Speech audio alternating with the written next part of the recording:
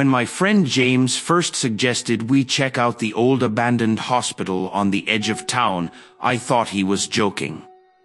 The decaying building had a sinister reputation, with stories of unexplained noises, shadows, and even blood trailing from the morgue.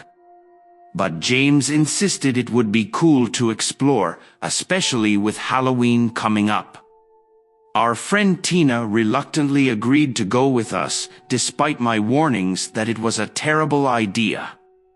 We arrived after sunset to find the hospital enveloped in creeping vines, windows shattered like gaping mouths.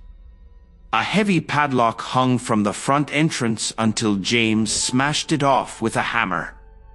My screams echoed through the corridors as they dragged me inside.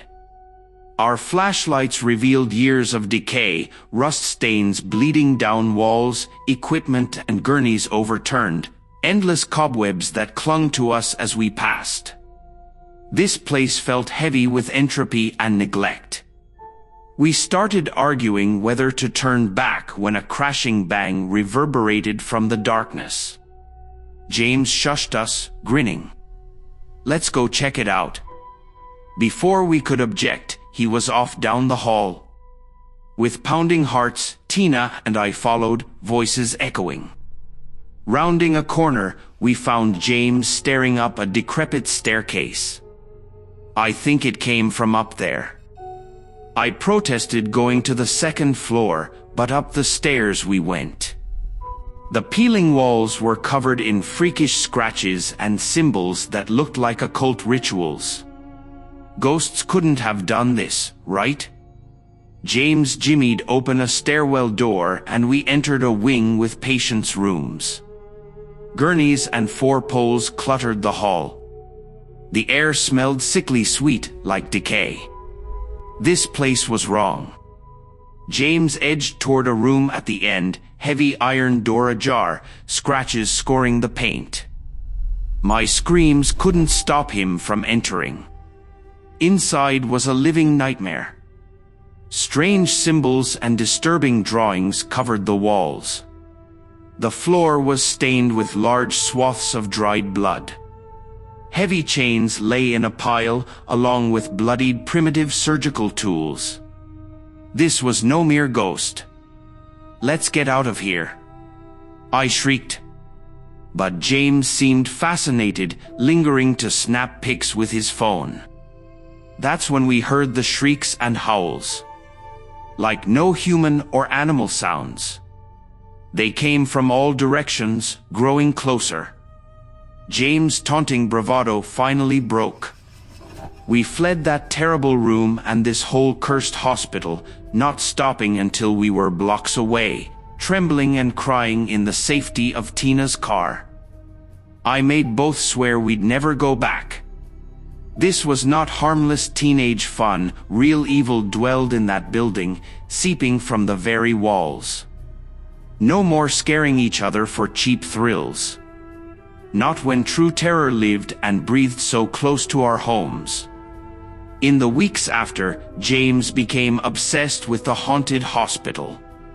He scoured obscure websites for clues about its history of murders, demons, and rituals. Despite our warnings, he was determined to return there to document more paranormal evidence. On Halloween night, he insisted we go back to at least pick him up later. Tina and I reluctantly agreed, more concerned for his safety at this point than our own. Dropping him off down the block that evening, we saw James march toward the hospital grinning, camera in hand. "I'll call you when I'm done."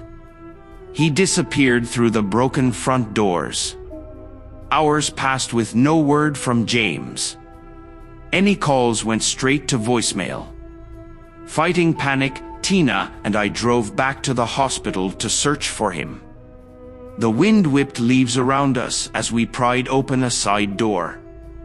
James' footsteps were still visible in the dusty grime coating the floors. Passing the desecrated ritual room, unease knotted our guts. Where was he?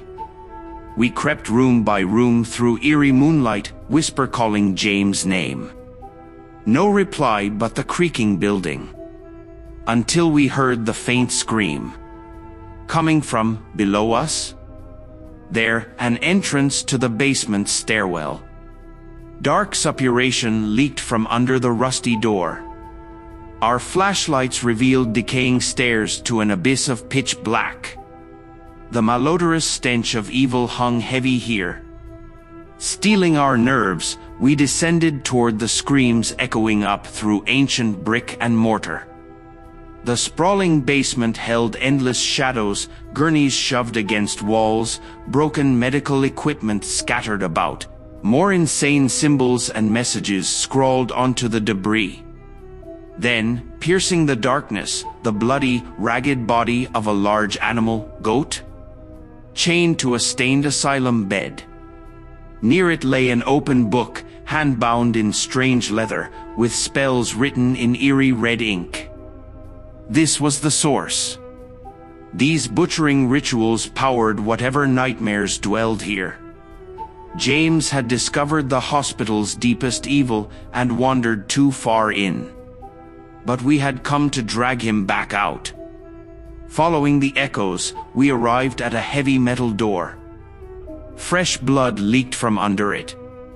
There was no handle, only a sliding slot at eye level. Tina and I heaved our weight against the cold door. It creaked slowly open. Beyond, total darkness. The stench of death billowed out. I wanted to run, but our friend needed us. With breaths held, we crept into the void, feeling along grimy brick walls. A raspy mumbling came from the shadows. There, slumped in a corner. James. We ran over but recoiled at the sight. His eyes were jet black orbs. Foaming black liquid dripped from his mouth as he gurgled and twitched. This was no longer our friend. The darkness had claimed him.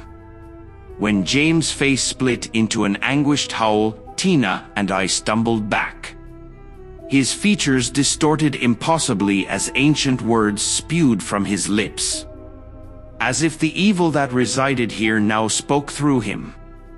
Then he went silent and limp. We stood frozen as his body began shuddering violently. Snapping bones and a wet ripping sound filled the cramped space. James' cries became screeching wails. In the faint backlight, I witnessed his skin rupturing. His wrists cracked backward with a pop, leg bones jutted out sharply from his jeans as thick tendrils burst forth, twisting and coiling around him. Tina screamed beside me. No longer human, the creature James had become lurched upright, black blood gushing from huge jaws. Empty white eyes fixed us with primordial hunger. We fled blindly, feeling our way to the exit through choking darkness, pursued by inhuman howls. Behind us, claws scraped brick, closer and closer. At last we spilled out into moonlight, slamming the door shut. The thing inside screamed as we shoved heavy debris against it, blocking the passage. Then we simply ran and ran until the cursed hospital was far behind us. But the image remained seared into my mind. James' body deforming, transforming. Whatever evil spirit inhabited that place had overtaken him, like a hermit crab adopting an empty shell. The building existed to lure and convert the vulnerable into vessels. After that night, we never returned or spoke James' name. The police had no leads, and we weren't eager to be committed to a psych ward. The world moved on, forgetting him. But the haunted hospital waits silently, hungry for fresh young minds and bodies to warp and consume. It won't be vacant forever. Eventually, others will foolishly follow their curiosity, heedless of the danger lying within. The darkness never forgets those who venture too near. It yearns to add more twisted creatures to its collection of ruined souls. To grow its terror. Somewhere below that crumbling facade, a presence lurks, plotting its next act of violation and transformation. Silently gathering power from each fragile mind and body it takes as its own, never releasing them. It claimed James that Halloween night. His was just one more anguished spirit fused howling into the ravenous dark. There will be others. More victims to satiate the evil that waits dreaming in that forsaken place. So please, let our pain serve as a warning. Some doors should never open again. Some hells should remain buried. And there are fates far worse than death, like the eternal nightmare that swallows you whole. That is the lesson we learned too late. Now we can only watch helplessly as the next tragedy unfolds. And the malevolence entombed in the old abandoned hospital awakens to feed again.